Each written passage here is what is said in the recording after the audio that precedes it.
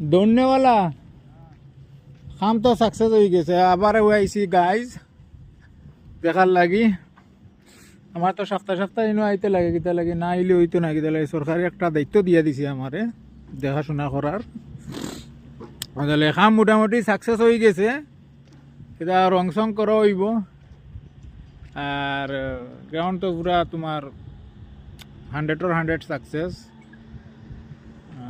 তা ঠান্ডা মাতিয়ে লাভ নাই। আমরা BMW লইয়া আইছি, ওই বাক্কা কয়দিন হয়ে যার দেখছি না, আবার আই যায়।